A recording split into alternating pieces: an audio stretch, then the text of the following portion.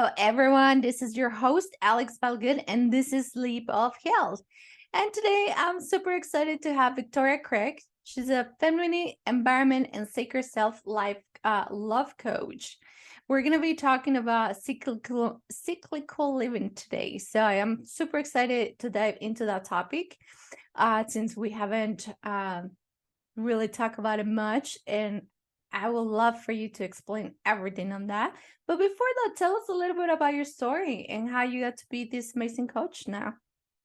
Of course, and thank you so much for having me. It's so good to be here. So with me, my story, I'm always like, how do I get this into like into a nutshell? Because it's quite long, but ultimately, my background, or I call it like my past life, I used to compete in fitness and bikini competitions, and I pushed my body to its absolute limits. In dieting, I had eating disorders, body dysmorphia, pushed myself to burnout, and then I got a huge wake-up call when my mother very suddenly passed away, and at the same time I was in a abusive relationship, engaged to be married, and that fell apart at the same time. And then when I left him, I found out I was pregnant 2 days later, and in 6 weeks I lost my mom. I went through a termination and left my fiance and hit like a real rock bottom. And from that, I did start to shift and change my life, and I stepped away from the competing, and I started to heal the relationship with my body, with eating disorders and body dysmorphia. However, I was still very disconnected from my body. I was still pushing through my natural feminine cycles. I was working 5 jobs at one point. I had a corporate job, and then I was working in the fitness industry, and I just got to this point where I was burnt out, unhappy, unfulfilled, and decided that I needed to go on quite a deep healing journey, which started with plant medicine in the Amazon jungle in Peru, and then I went off to India and lived in India for 7 months, and I worked with Ayurveda and did a Panchakarma detox, and this is where I had my first experience in conscious connected breathwork for emotional and trauma release. And then actually after that, when the pandemic broke out, I went back to the UK, and funnily enough, I didn't listen to my intuition. A woman's power is in her body and her intuition, and my intuition said, stay, you're happy here, but everything else was telling me to go home, go back to the UK, the fear. And I went back, and I got very sick. I came down with severe autoimmune disorder. I had severe gastrointestinal issues, alopecia. I lost 3/4 of my hair. I'd be going to the toilet 15 times a day. I couldn't digest food. I had acid reflux. I had migraines, chronic fatigue, adrenal fatigue. I lost my cycle, so amenorrhea, and pelvic inflammatory disease and a bowel prolapse. I think from head down to toe, like the list goes on. So pretty much everything that you can experience. And then I came to Mexico 2 years ago, and I just went on a much deeper healing journey to reconnect with my feminine body. And a big piece of that came into that was the cyclical living and reconnecting to the natural cycles of my body, rather than pushing through and always pushing myself to effectively to burn out. That's almost what I had been programmed to do. And so I went very much into, a lot more into alternative healing. Cyclical living has been one of the things that I've gone into, but also into womb healing as well, with, my cycle stopping completely. And here I am in Mexico. I am healthy, I am well, my hair is growing back thick and long, and I have this relationship with my body that I don't think I even ever could have dreamt of. I don't have the body I used to have. I also, when I went through all of my health issues, I had surgery. I used to have implants, and I had them removed because I was worried that I had breast implant illness. And, so I really, from someone that was chasing the perfect body, and my self-worth used to be in the way I looked and in my body, everything fell apart. My hair was falling out, my skin was flaring up, and when I had surgery, I had like one breast stuck to the rib cage, this awful scarring on one side, and but it really, it almost, it had to happen. It had to happen exactly the way it did for me to really learn to love myself, on a different level, and to build a loving relationship with my body that is not based on how it looks. It's just like, wow, I have this body and it does this for me, and this feminine body, we've got so much power in our cycle if we understand it and we're able to kind of move in flow with it. The results that we can get, and like I say, the power we have in our body and our intuition is another level. The power we have in our womb space, this is where we birth, and this isn't just life, it's we birth, we create from this space. It's our center of, links to our sacral chakra, our center of sexuality and pleasure and abundance and play. And it's been a really beautiful journey. It's been incredibly challenging at times. I won't deny that. I've been, I share it in my story on my website. I've walked through the fire more times than I think anyone I know. Mm-hmm. But it's in going into that and into the darkness is where the power comes, the reclamation, the realignment, and ultimately me stepping into this work, which is where I get to work with women through feminine body wisdom, nervous system regulation, subconscious programming, and somatic embodiment.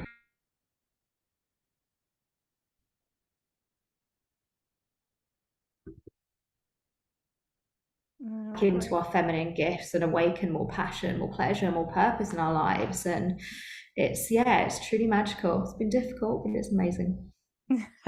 No, it's amazing. I think something that you mentioned is that you were chasing the perfect body. And I think that's one of the things that a lot of people, whether you're a female or a male, we're always kind of like, what is the perfect body? You're looking to be that. And I feel more than looking for the perfect body or be that perfect body, I think more important, as you mentioned, is connecting to your body and to know who you are and what your body can do. Because ultimately, I feel like once you connect to your body, you can definitely make healthier choices and know where you can lead your body to. Because we're not saying you can have, be on these fitness competitions, but there's a different ways about going there, right? Mm-hmm. You could choose the, dieting, all harsh and dangerous sometimes for the body, or you could actually connect to your body, see your needs, see what you could do and how you can transform your body. So there's a lot of ways on how you can get your perfect body, if you will, but it's just the way you do it and how you connect with your actual body and figure out how powerful we are. So I think that's just amazing that you actually get to share that. And so thank you for that. And tell us a little bit about cyclical living. What does that mean? What is it? It's simply living by the natural cycles of our body, of our female body.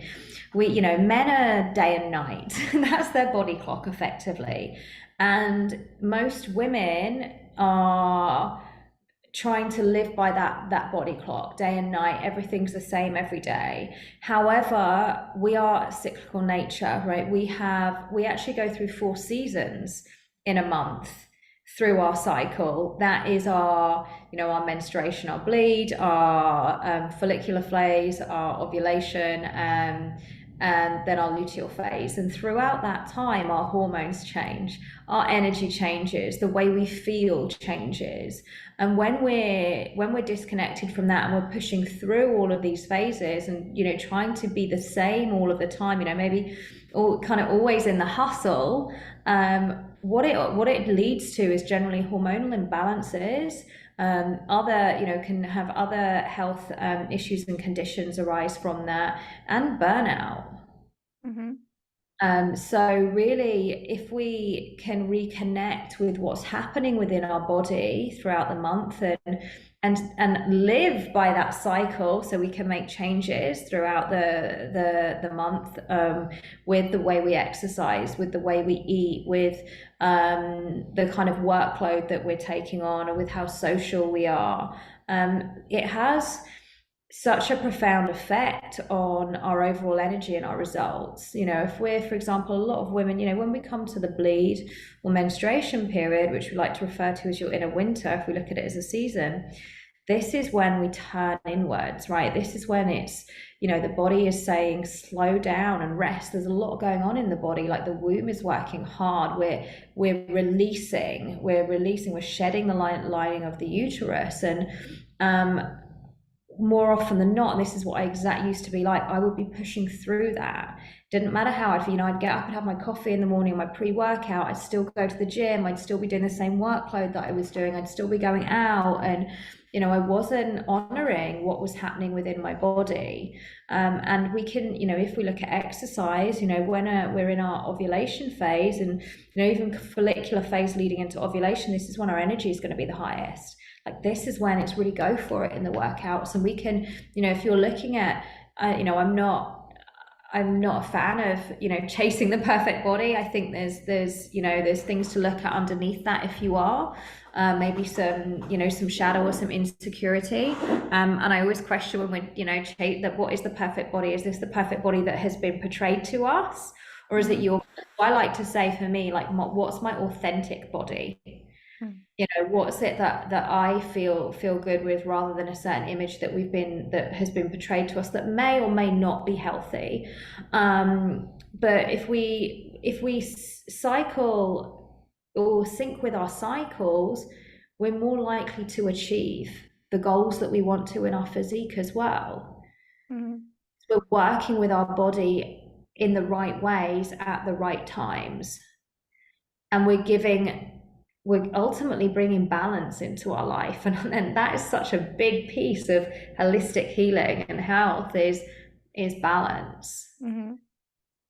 How does every season look? We talk about the winter or the bleeding stage on our if we start with the inner winter or the bleed phase, the menstruation, what's happening in the body here is the lining of the uterus sheds, our levels of estrogen and progesterone are low, or they're at their lowest time. So we're likely to feel more sensitive and more vulnerable. Our energy is lower than usual, which makes sense because our body is working harder, like to shed the lining of the uterus. It's really a time to slow down, to turn inwards. It's a time to rest and reflect, and it's a really good time to set intentions for the next phase of our cycle. Now, if we I always like to look at doing the inner work as well. Like this is a really good time for us to be like reflecting and doing shadow work. So shadow work being the parts of ourselves that we've repressed, that we've denied, that we've shamed, that we've maybe not integrated. Okay, what often happens during menstruation, and maybe those last few days, leading up to your bleed, up to your cycle, is the insecurities pop up. Yeah, we're not feeling that great, and this is when your insecurities, your frustrations. Let's look at the patterns. What keeps showing up at that time? Because that's telling you that's a part of yourself that you've maybe rejected and you've not met or integrated. That's like an invitation to heal or integrate that part. So for me, for example, used to imposter syndrome. Every time, every month, that's when my imposter syndrome would really, really spike. And it was like, okay, this is where I get to go in and do the work, because that's clearly something that was holding me back, right? So it's a really good time for inner work and just letting go and releasing what's not serving us. So if we think about that's what the body's doing, it's a releasing cycle. So it's like letting go and releasing.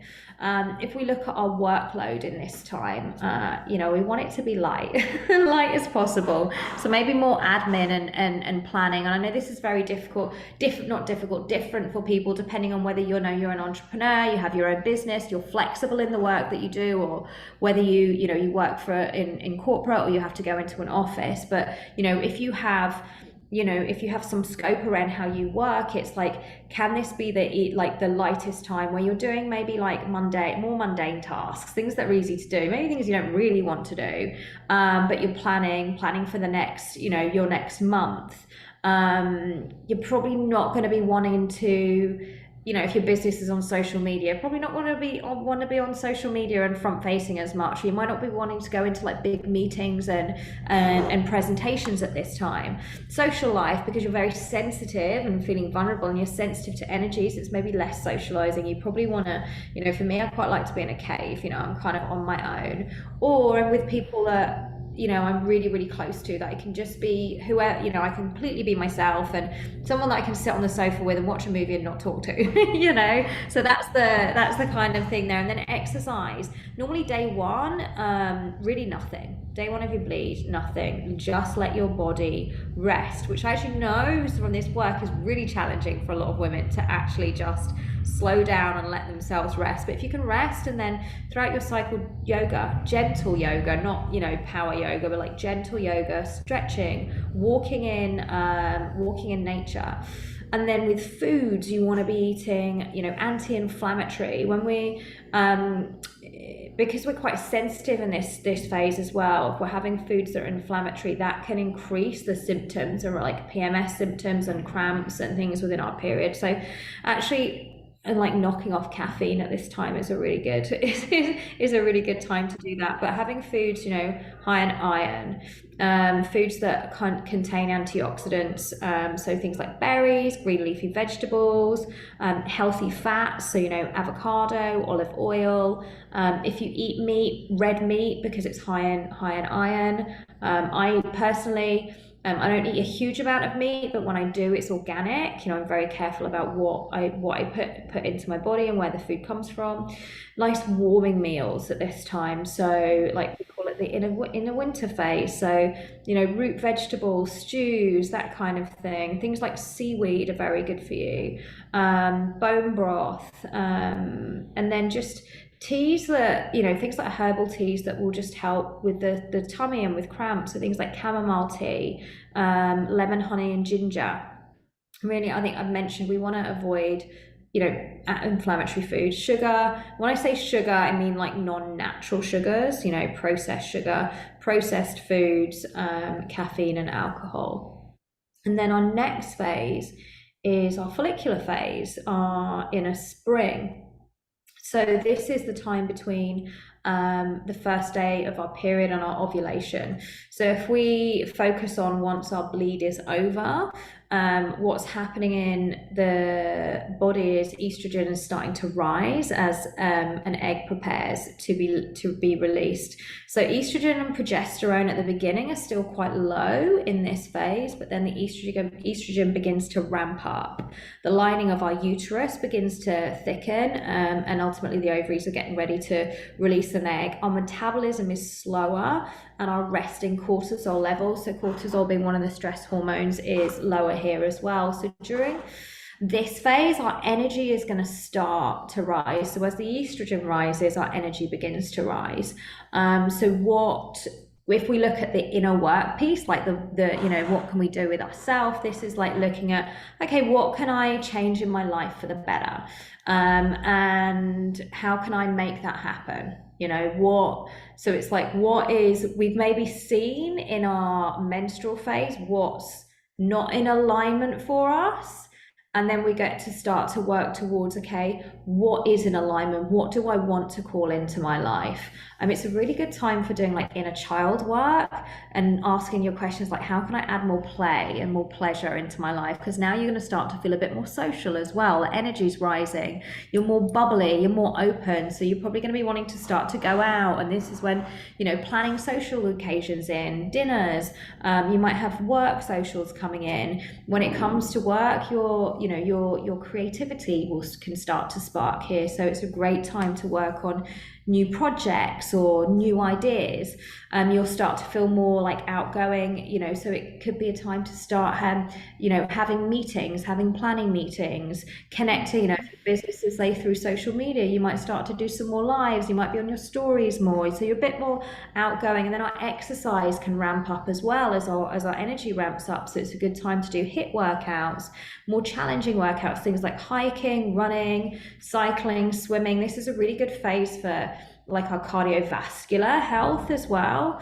When we look at foods, we want the foods that can metabolize estrogen, and also we want to increase iron, zinc, and vitamin D. So again, like green vegetables, things like broccoli and sprouts. A good thing in this phase is having like fermented foods, salmon, sweet potato, lentils, brown rice, red meat, oats, flaxseed, poultry. You know, there's such a huge list of foods that we can eat in these different phases, and I don't think we need to be really rigid. It's not about restricting certain things, but being aware of. I focus more on how I'm feeling. So I know when I'm on my menstrual phase, it's like, oh, I just want to curl up. I'm in my winter, like I just want to eat like. I'll eat things like khichdi, which is like an Indian almost stew dish, and root vegetables. And I know it's not a time to be having like caffeine and things that are going to make me feel worse. So after we've gone through our inner spring, our follicular phase, we move into ovulation. So at this point, estrogen surges, and the luteinizing hormone is basically sparks the release of an egg. So our sex drive goes up. We may feel hungrier than usual here as well. And when I say what's happening in the body and how we generally feel, if you're disconnected from your cycle, you may not feel you might feel burnt out the whole way through. So you come to your inner summer when your energy should be at peak and the highest, and you're the most social and outgoing, and your sex drive is high. If you're burnt out, then it's really a sign that there's that disconnection from the body's natural cycles. So in this time in the inner summer, like social, it's time to shine. Your energy's high. It's a great time to party. It's a great time to network at work, to just like show up, important meetings, public speaking, any work, social events in this phase. And then if we look at food, again, we kind of always want to have a focus on anti-inflammatory, but we also want to focus on like liver supporting foods here, increasing healthy fats and vitamin B6. So fruit and veg that are high in antioxidants, nuts, for example, almonds, pecans, pistachios, a combination of poultry and seafood, and then dark chocolate can be great here. Garlic, mushrooms, eggs, pumpkin, ginger. So really, and then if we look at healthy fats as well, I'd probably add in things like, avocado here as well, and oils. And then exercise, really challenging on the workouts, HIIT training again, circuits, your strength training, your strength is going to be at its highest here. And then if you're like a yogi like me, this is when you want to be doing more like power yoga, the much more intense yoga. And then we'll move into our inner fall, or our luteal phase, which is our premenstrual days. Or our luteal phase is the longest phase in our cycle. So our energy and everything shifts throughout this stage. So the premenstrual stays are just those few days before our cycle. So when we come into this phase, estrogen levels continue to rise, and progesterone starts to rise as well. But towards the end of the phase, estrogen, testosterone, and progesterone begin to drop. So they hit their lowest levels just before we bleed. So this is often when the PMS symptoms come in.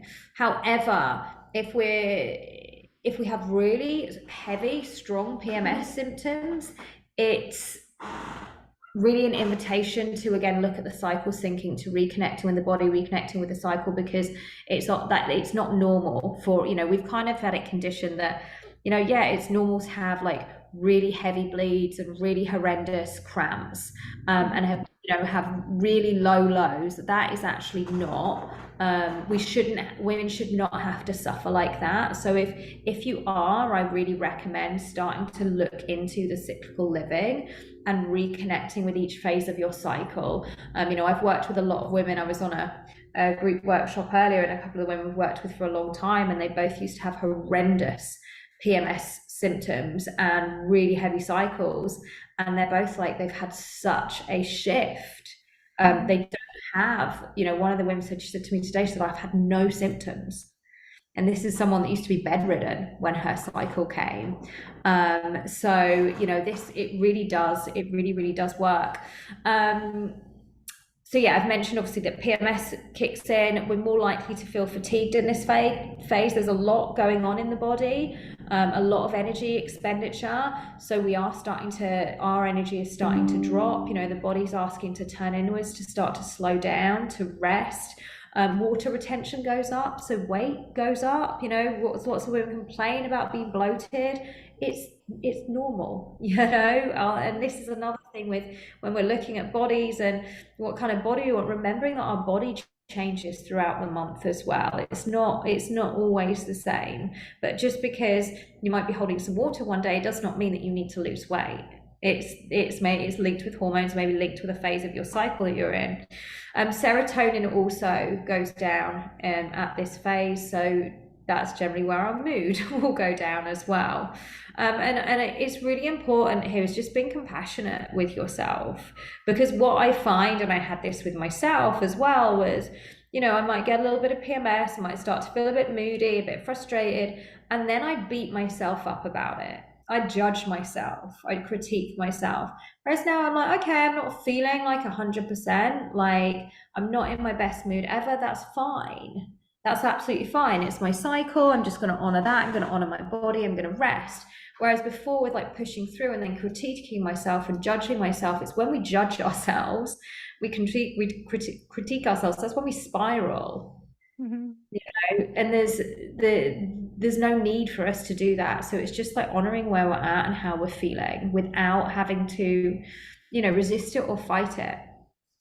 So work, we probably want to start tapering down, you know, focusing on details, wrapping up projects, with our social life, towards the end of this phase. Like I say, at the beginning of the phase, your energy is still going to be quite, you know, quite high, quite outgoing, but towards the end, your energy is going to start to decrease. So you're probably going to feel more inclined to just turn inwards rather than be out socializing. Our inner work here is really like, how can I pour into myself and how can I nourish my body? You know, my bleed is about to come, my body's asking for nourishment and rest. What is that? Is that, you know, just making some really like nourishing meals? Is that just, you know, sitting with my journal and journaling? Is that having a long bath or going for a walk or curling up with my partner and watching a movie?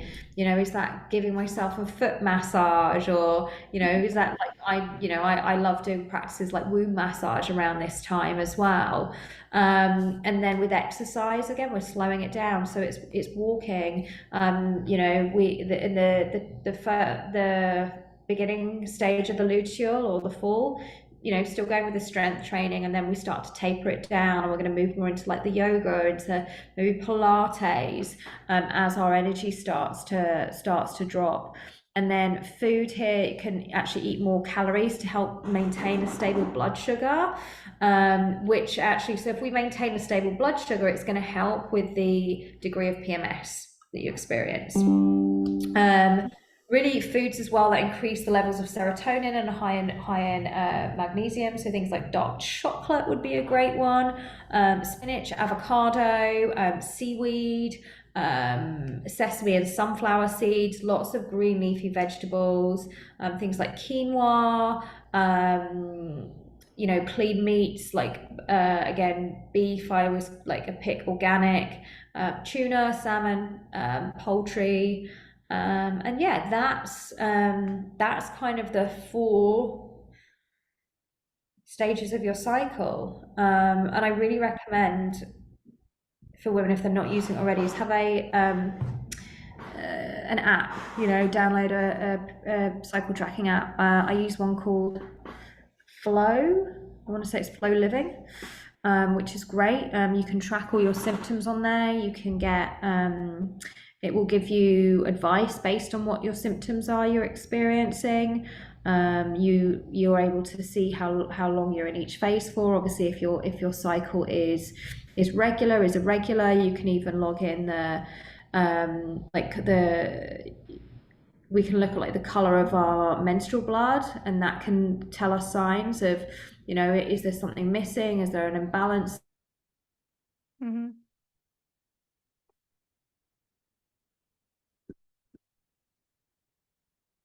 I'd love to just drop in as well with cycle syncing is, you know, what messes with the natural cycles of the body, and birth control, hormonal birth control is one of those. I'm not going to go into much depth around it, but I do recommend people or women just really doing their research other than from just their doctor. You know I was put on birth control at, I think, 14. Wow. Yeah, yeah, and it really does, ultimately, and I was on the pill, and ultimately what it's doing is giving us a fake period, you Yep. know. And then, there's obviously there's the IUD. I actually had it's a long time ago, but I had the copper coil, so I had the non-hormonal IUD, thinking that was a great avenue. Didn't really think, like, I am putting this foreign object inside of my body. And I didn't have the connection then to my body that I do now, or the understanding through the work that I've done and the womb healing. And my body was rejecting it. I actually passed out when Wow. I had that put in. I had a horrible experience. I passed out, and then eventually they sent me off home. And I had the most agonizing periods for the next 10 months. I went from bleeding for 3 days and it not really phasing me to bleeding for 10 days and being in absolute agony. And eventually I was like, this needs to come out. But the whole time, our body tells us if it's something that we're having in it that it does not like. Yeah. So yeah, I really recommend that women really do the research on any kind of birth control. And there is natural ways that we can track our cycles as well. Yeah. You know, No, I that short period there's only a short window that we can fall pregnant in the month. Yeah, for sure. And I think this is just an overall great information because you tell us a little bit of how to deal with our emotional symptoms, what to eat, what are the foods that are going to nourish us, what to do in each season of it. And I think it's so helpful. And I almost feel like all woman knows, but we, as you said, we get disconnected or we don't pay attention, or we're just going about our days. They're so busy that we're like, I need to rest later, I'll do that later. And things Yeah. like that. But I think once you start paying attention and doing like some of the things that you mentioned, it will really make a change on your overall life. Oh, it really does. It makes such it just changes your health overall. When we are syncing with our cycle, we're much more likely to have a regulated nervous system. When we're not, often our nervous system is dysregulated, and ultimately, dysregulation and inflammation in the body is the root of all illness and disease. When we're syncing with our cycle, our ability to emotionally regulate Right. is a lot better. Mhm. So often, like, women think they're having like maybe mood swings, and but actually in connecting back with our cycle and learning how to understand it in our body and what our body needs, the mood swings can, they I'm not going to say they completely disappear, but I think the highs and lows do, and the understanding of, in certain phases of our cycle, we're going to feel slightly different. And I really feel it's important as well. I'm not in a relationship at the moment, but for anyone that is, like, they're like partners, men should be educated on this as well, because they Mhm. get to understand, women on a deeper level, and understand what our needs are throughout the month. And how they best can support and communicate. Mhm.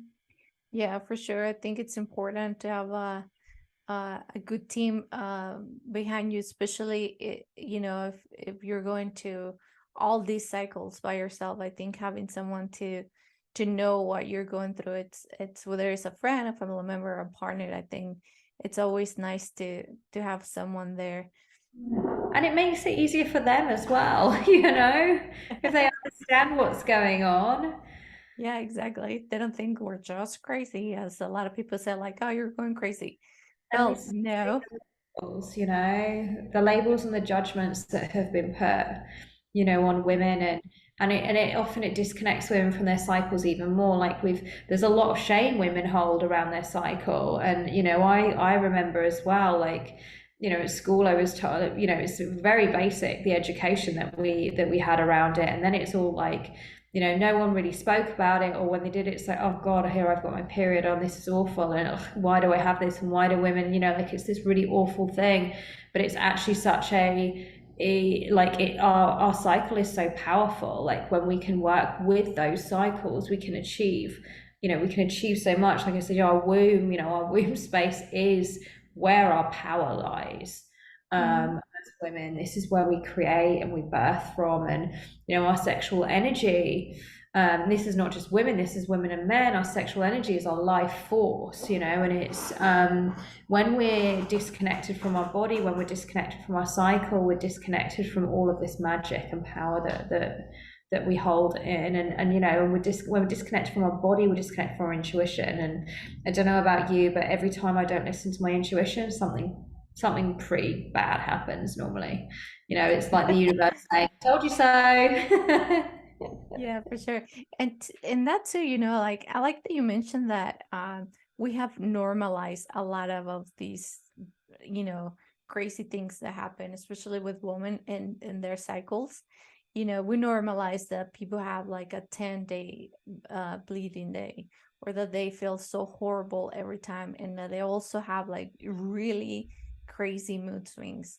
And that's something that, if you're listening and you have some of those, definitely you might need to like reconnect to your body, check why you're having those. Maybe you have some sort of hormone disbalance or something like that, as you mentioned, and that could be actually fixed, because you can have a normal life with not crazy pain, not crazy bleeding cycles, not as 10. Some people has like 15. It's like crazy. Like, how do you do that?